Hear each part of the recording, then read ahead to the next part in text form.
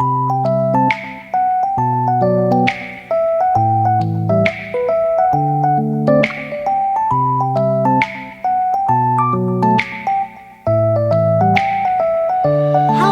Assalamualaikum warahmatullahi wabarakatuh. Bagaimana kabar hari ini? Alhamdulillah, luar biasa, selalu ceria dan bahagia. Yeay. Perkenalkan, saya Rafika Usihalani, perwakilan dari kelompok 2 akan menjelaskan materi tentang panca indera. Panca indera merupakan alat-alat tubuh yang mempunyai fungsi untuk mengetahui keadaan luar. Alat indera manusia sering disebut juga dengan panca indera karena terdiri dari 5 indera, yakni indera penglihatan yaitu mata, indera pendengar yaitu telinga, indera pembawa atau pencium yaitu hidung, indera pengecap yaitu lidah, dan indera peraba yaitu kulit.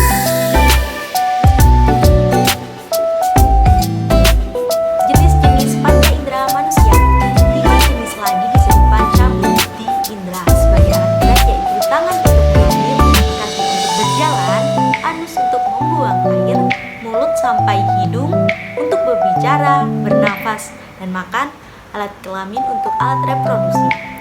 Indera yang ke-11 merupakan indera utama yang mengontrol jalannya ke-10 indera yang lain.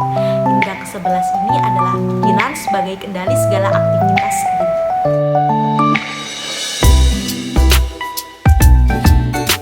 Yang pertama yaitu indera penglihatan yaitu mata. Mata adalah organ penglihatan yang mendeteksi cahaya. Mata sederhana melakukan apa-apa, tetapi hanya menentukan apakah lingkungan terang atau gelap. Mata yang lebih kompleks digunakan untuk memberikan rasa visual.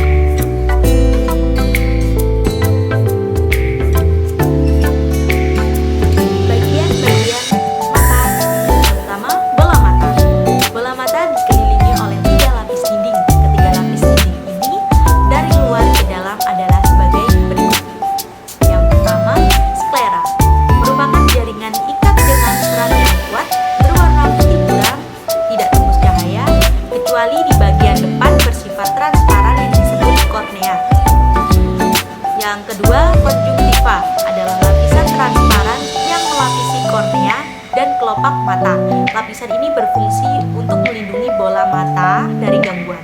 Yang ketiga, koroid, berwarna coklat kehitaman sampai hitam. Koroid merupakan lapisan yang berisi banyak pembuluh darah yang memberikan nutrisi dan oksigen terutama untuk retina. Warna gelap pada koroid berfungsi untuk mencegah refleksi atau pemantulan sinar. Di bagian depan koroid membentuk badan siliaris yang berlanjut ke depan membentuk iris yang berwarna. Di bagian depan iris bercelah membentuk pupil atau anak mata. Melalui pupil sinar masuk. Iris berfungsi sebagai diafragma, yaitu mengontrol ukuran pupil untuk mengatur sinar yang masuk. Bagian siliaris membentuk ligamentum yang berfungsi mengikat lensa mata. Yang keempat, kontraksi dan relaksasi dari otot badan siliaris akan mengatur cembung pipihnya lensa. Kontraksi dan relaksasi dari otot badan siliaris akan mengatur cembung pipihnya lensa. Yang keempat yaitu retina, merupakan lapisan yang peka terhadap sinar. Pada seluruh bagian retina berhubungan dengan badan, sel-sel saraf yang serabutnya membentuk urat saraf optik yang memanjang sampai ke otak. Bagian yang dilewati urat saraf optik tidak peka terhadap sinar dan daerah ini disebut bintik buta. Yang kelima, kotak mata. Kotak mata pada tengkorak berfungsi melindungi bola mata dari kerusakan. Selaput transparan yang melapisi kornea dan bagian dalam kelopak mata disebut konjungtiva. Selaput ini peka terhadap iritasi.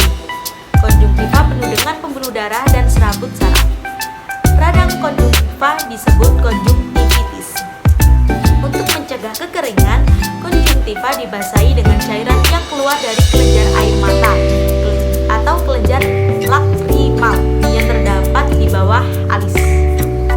Air mata mengandung lendir, garam, dan antiseptik dalam jumlah kecil.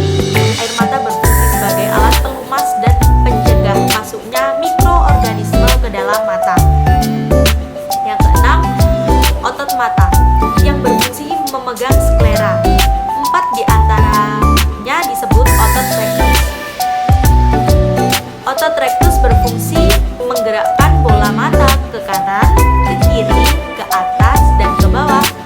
kedua lainnya adalah otot optik atas dan otot optik bawah.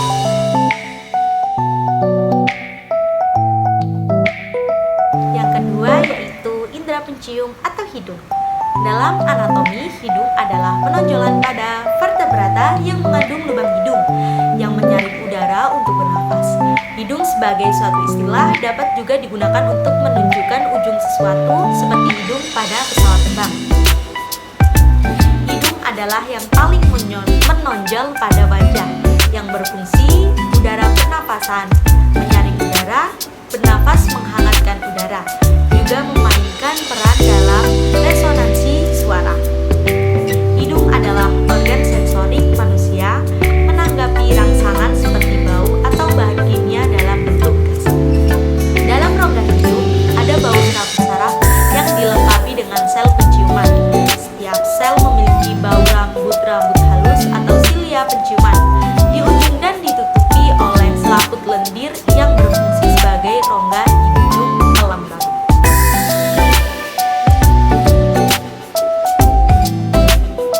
Bagian-bagian hidung. Yang pertama, rongga hidung berfungsi untuk mengalirkan udara dari luar ke tenggorokan menuju paru-paru. Rongga hidung ini dihubungkan dengan bagian belakang tenggorokan. Rongga hidung ini dipisahkan oleh langit-langit mulut kita yang disebut dengan palatin. Di rongga hidung bagian atas terdapat sel-sel reseptor atau ujung-ujung saraf pembau. Ujung-ujung saraf pembau ini timbul bersamaan dengan rambut-rambut halus di dalam rongga hidung bagian atas, dapat membau dengan baik. Yang kedua, mucous membrane berfungsi untuk menghangatkan udara dan melembabkannya. Bagian ini membuat mucus atau lendir atau ingus yang berguna untuk menangkap debu, bakteri, dan partikel-partikel kecil lainnya yang dapat merusak paru-paru.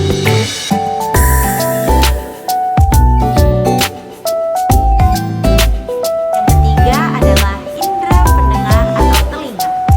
Telinga adalah organ yang mampu mendeteksi, mengenali suara, dan juga peran lebih besar dalam keseimbangan dan posisi tubuh.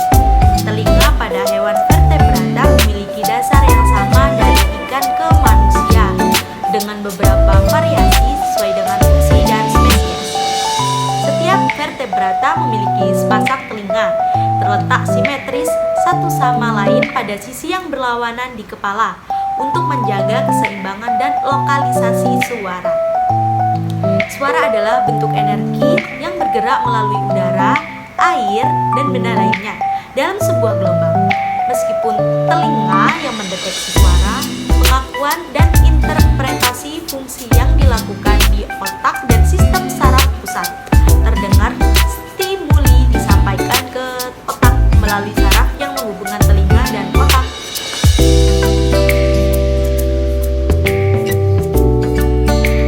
Ini adalah bagian-bagian telinga. Yang pertama, telinga luar.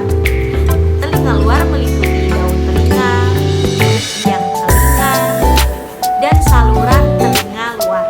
Bagian daun telinga berfungsi untuk membantu mengarahkan suara ke dalam biang telinga dan akhirnya menuju gendang telinga. Rancangan yang begitu kompleks pada telinga luar berfungsi untuk menangkap suara dan bagian terpenting adalah biang telinga. Yang kedua, telinga tengah. Bagian ini merupakan rongga yang berisi udara untuk menjaga tekanan udara agar seimbang. Telinga tengah meliputi gendang telinga. 3 tulang pendengaran yaitu martir menempel pada gendang telinga. Yang kedua, tulang landasan. Dan tulang ini terikat erat oleh ligamentum sehingga mereka bergerak sebagai satu tulang dan tulang sanggurdi yang berhubungan dengan jendela otak. Yang ketiga, telinga dalam. Bagian ini mempunyai susunan yang rumit, terdiri dari labirin tulang dan labirin membran. Ada 5 bagian utama dari labirin membran, yaitu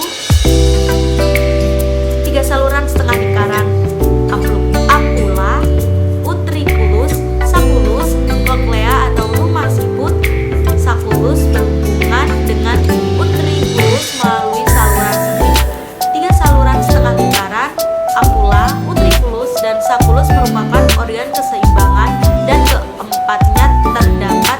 dalam rongga vestibulum dari labirin tulang.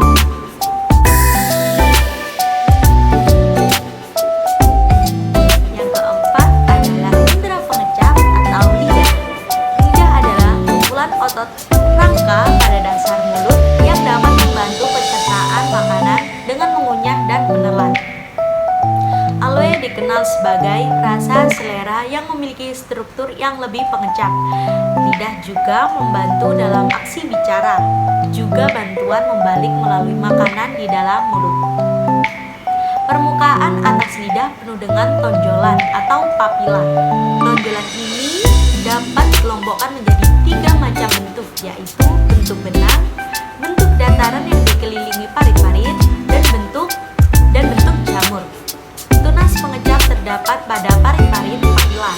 Bentuk dataran di bagian samping dari papila berbentuk jamur dan di permukaan papila berbentuk benang.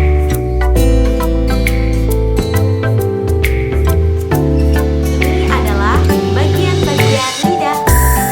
Sebagai besar, lidah tersusun atas otot rangka yang melekat pada tulang hyoideus, tulang rahang bawah, dan protractus styloideus di tulang pipis.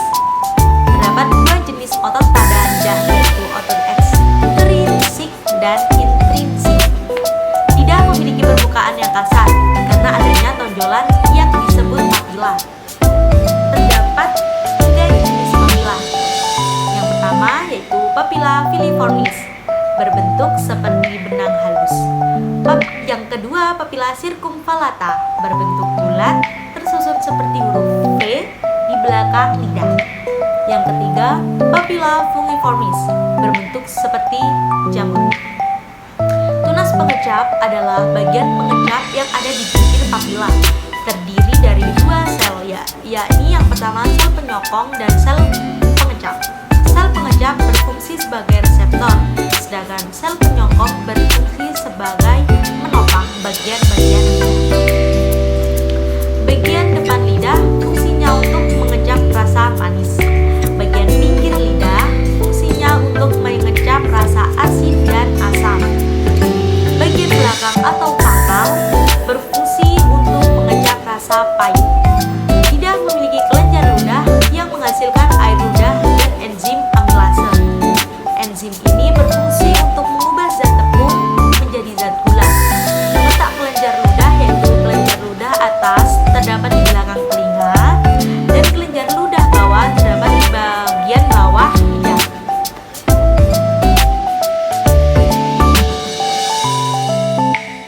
Yang kelima adalah indera praba atau kulit. Kulit adalah perasa sentuhan. Dalam kulit yang ujung saraf dari sentuhan. Tidak semua permukaan kulit adalah alat yang sebagai peraba sensitif. Bagian yang paling sensitif adalah ujung jari dan bibir. Kulit dapat membedakan kasar, halus, panas, dingin, dan nyeri. Kulit manusia terdiri dari epidermis, dermis, dan hipodermis. Kulit berfungsi sebagai alat ekskresi karena kelenjar keringat atau kelenjar sudorifera yang terletak di lapisan dermis.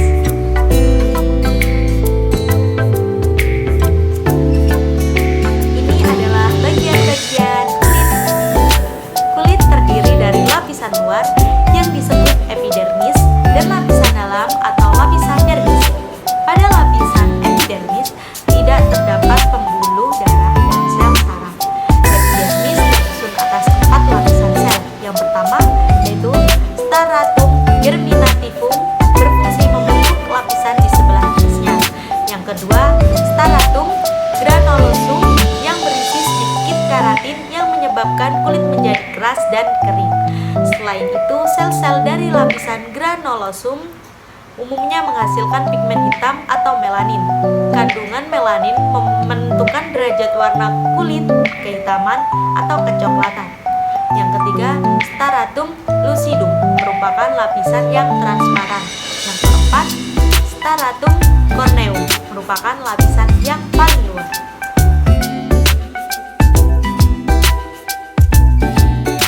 Selanjutnya yaitu indera keenam. Indera keenam bertindak sebagai indera untuk menangkap informasi tentang dunia sekitar yang